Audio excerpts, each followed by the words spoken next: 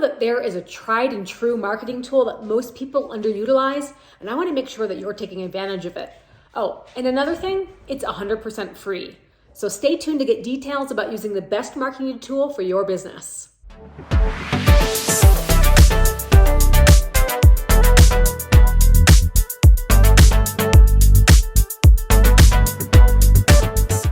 Well, hey folks, I'm Amy Hager. I have my own telehealth private practice, and I've been self-employed for almost 10 years now. And the past 10 years have been really interesting. In fact, I've changed directions a couple of times, and I've taken a career break right in the middle. It's never boring, and that's what I love about self-employment, especially as a healthcare professional. You can take your skill set and you can apply it in a variety of different ways. But self-employment does come with its own set of responsibilities. As a business owner, it's up to you to handle some of the management aspects of running your own business. And that includes marketing. If you have a background in healthcare, marketing is not necessarily one of those skill sets that we learned in school. So you can hire out, you can take courses in it, or learn along the way. And I've done all three of these. But in today's video, I wanted to talk about one method in particular that's been around forever, and most people aren't taking full advantage of it.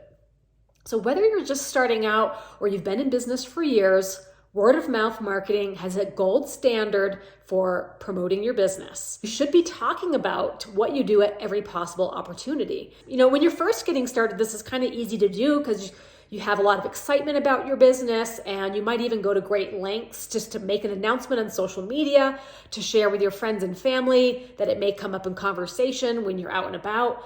But some people definitely have trouble with this, and they may feel shy or insecure about talking about their new venture, especially if it isn't really established yet.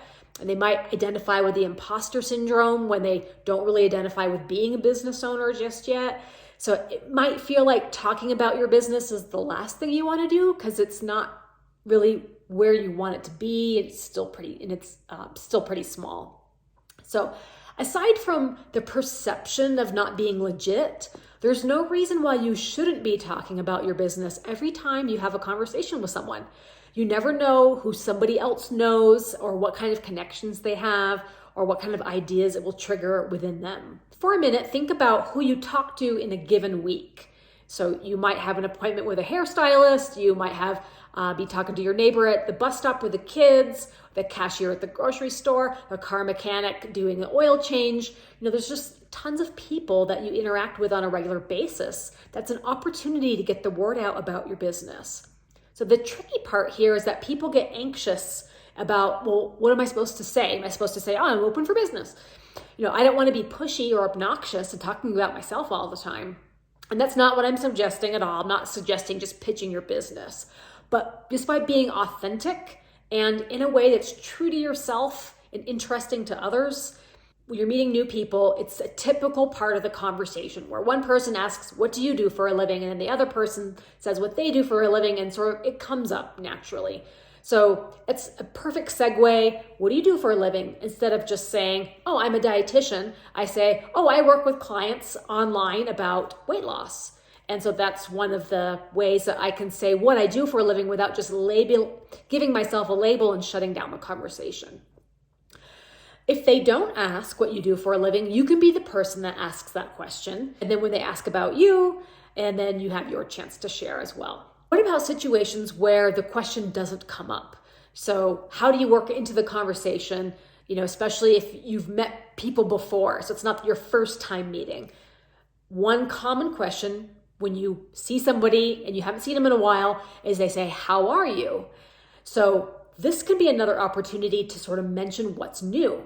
I like to say stuff like, I'm great. I'm actually launching a new program in my business. So I can kind of give them a little bit of news because they asked how I was, and it's a nice little segue into opening up that conversation if they want to continue it. If they're curious, they'll continue the discussion. Sometimes this can lead to a new connection. Sometimes that person will say, oh, my spouse, my sister, my neighbor would love what you're doing. Maybe the person that you're talking to is interested in learning more or staying in touch, but they would have never known had you not said, oh, things are great. I just launched a new program in my business to help people pick out the right supplements. You don't have to launch into a whole pitch about what the program involves, but it's just a little byline about what's new and specifically what it is. And if they're interested, they can take the ball from there.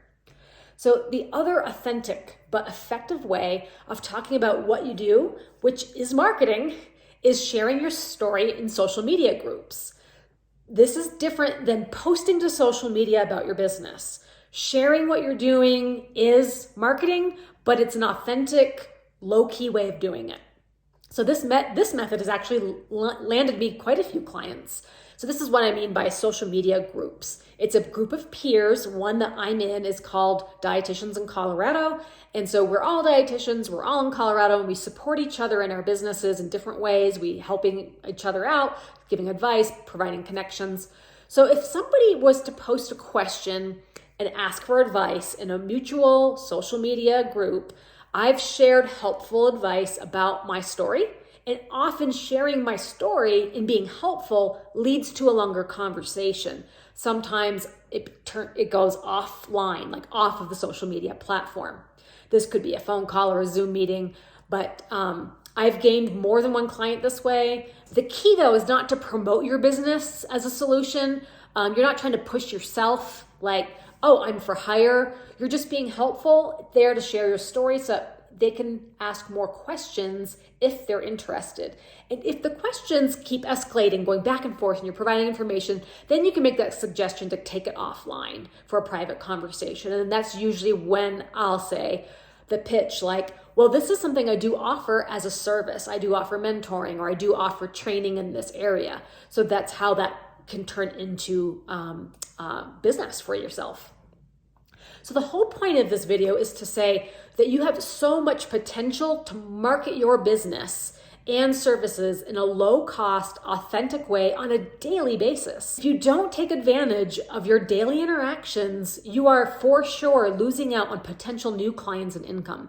It may take some practice in getting used to talking about what you do, feeling comfortable with that, but when it's done with authenticity, no one's going to be offended by it. In fact, they might just be fascinated by what you do and want to learn more.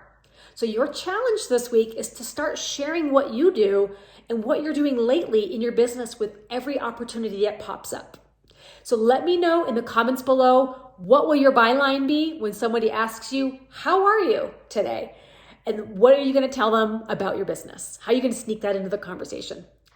And feel free to book a call with me if you want to learn a little bit more about how I work with clients. I definitely do mentoring for dietitians, and I do work with healthcare professionals of all types who are feeling a little bit burned out and need that mental break to sort of regroup and figure out what they're going to do next in their career. So definitely, I'll leave a link below if you want to have a conversation. No charge to book a free call, and we'll see where it goes from there. Okay, guys, take care. Bye-bye. Thanks for watching, guys. Be sure to catch the latest video here. And don't forget to subscribe if you'd like to see more videos on private practice and being self-employed as a dietitian.